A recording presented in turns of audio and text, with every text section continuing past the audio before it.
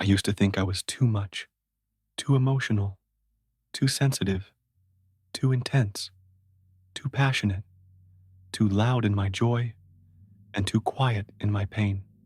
I thought if I could just tuck myself in tighter, fold my feelings into smaller shapes, speak a little softer, laugh a little less, cry a little quieter, then maybe, finally, I'd fit.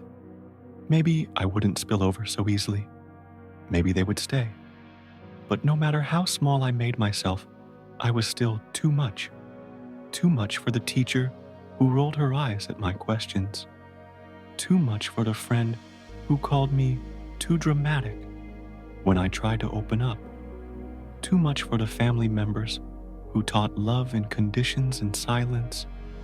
And so I started believing it, that I was the problem, that I was built wrong.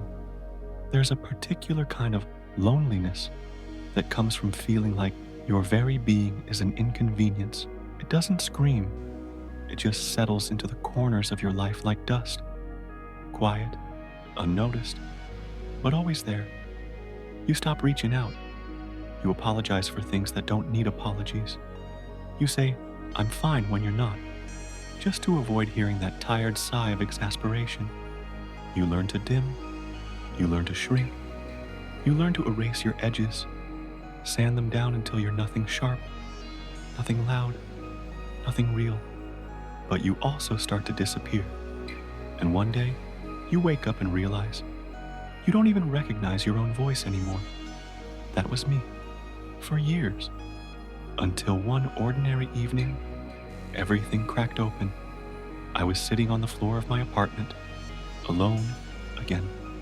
A familiar ache curled up beside me. I had just sent a long, vulnerable message to someone I trusted, trying to explain my anxiety. Their reply came swiftly. "You're being too sensitive." Again, that word. Again.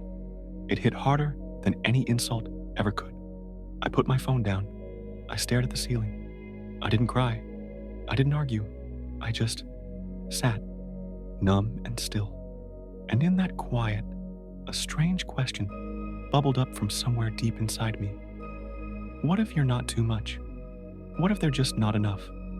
I blinked, sat up, let it echo through me like thunder. What if my heart wasn't too open, just too open for those who had long since closed theirs? What if my emotions weren't too big, just too big for people who were taught to bury theirs? What if my presence wasn't too intense, just too radiant for those still living in shadows? It was the first time I considered that maybe, just maybe, I wasn't broken. I was simply whole in a world that teaches us to shatter. Healing didn't happen all at once. I didn't suddenly transform into a confident, self-loving being overnight. I still had days where I questioned my worth, still had moments where I wanted to make myself small again, just to be accepted. But I started choosing different.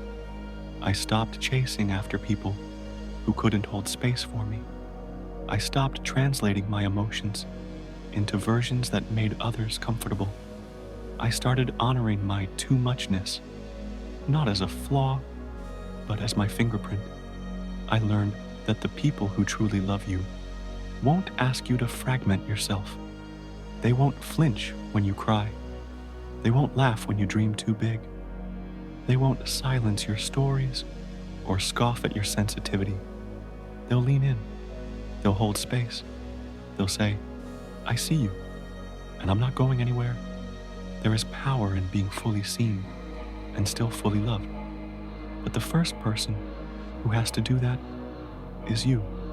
You have to love the way you feel deeply, the way you notice what others miss, the way your laugh fills the room and your thoughts dive oceans deep. Because your softness is not a burden. Your depth is not a liability. Your light is not something to dim. You are not too much. They were just never enough to hold you. So, if you're sitting there today, feeling like you don't fit, If you've been told you're too much, too intense, too loud, too tender, if you've been walking through life apologizing for the space you take up, let this be your reminder. You were never the problem. Your soul was simply stretching in a place too small to contain it. So stretch, expand, shine as only you can.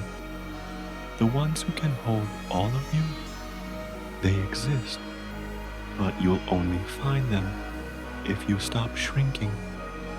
You're not too much. You're exactly enough. Let them adjust their hands or let them go.